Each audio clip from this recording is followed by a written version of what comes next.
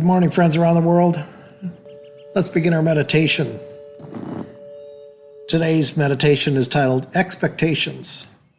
You know, this is a story that I heard many years ago, and I honestly can't trace its origin, but I really believe it's true. The story is about two neighbors, Mary and Joan. Mary had just recently retired from a prestigious private school, and Joan had just finished graduating. She received her graduate degree in teaching. And so they were kind of in a relationship where Mary was a mentor to Joan and often give her advice and encouragement. One day they were having coffee together after Joan had received her degree.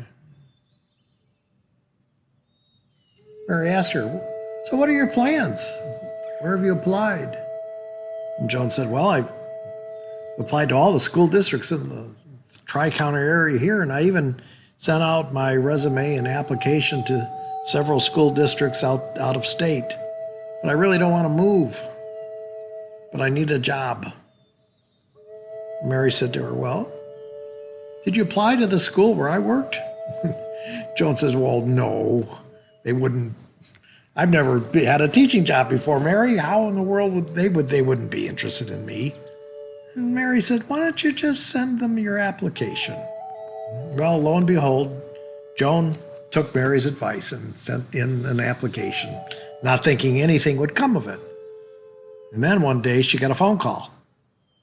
She had an interview at the private school where Mary had taught for so many years. Well, she went in and had the interview and came back and sat down with Mary, and Mary said, "Well, how did it go?" And Joan said, "Well, I don't know. I just don't have any sense that they're interested in me. I don't have any experience, Mary."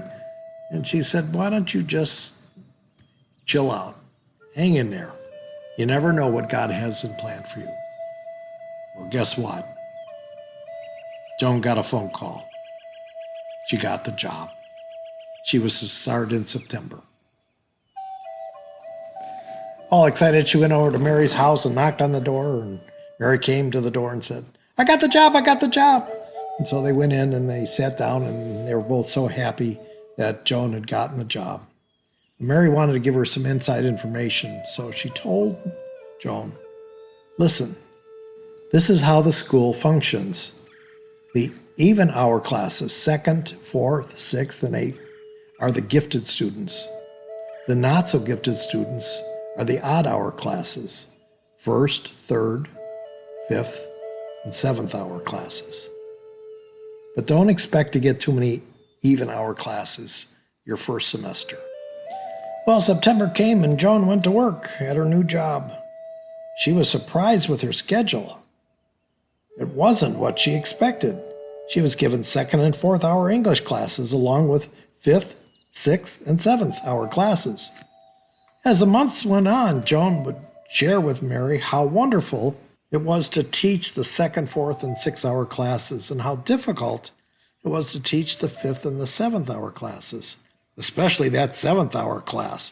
Wow. Oh, they were a real challenge. But she was open to learning how to encourage them more, to become like the even hour students. At the end of the semester, Joan went in for her teaching review. The English department head, Jill, asked Joan for her impression of how her first semester went. Joan started talking about the even hour students and how wonderful they were, and that she thought her area of growth would be in helping the less gifted ones. You know, in the odd hour classes. Jill looked confused. "What do you mean, Joan?" "Well," Joan said, "I understand that the school has a system which places most of the gifted students in the even hour classes and the not so gifted ones in the odd hour classes." Jill looked at Joan and said, "We stopped that program 2 years ago. We no longer separate our students based upon their IQs.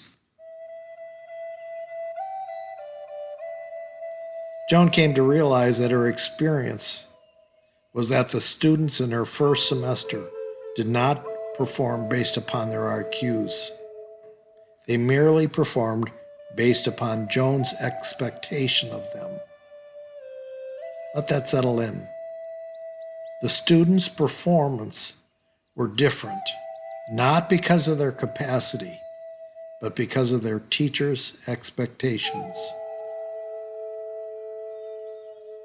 Take the rest of this time to meditate on this.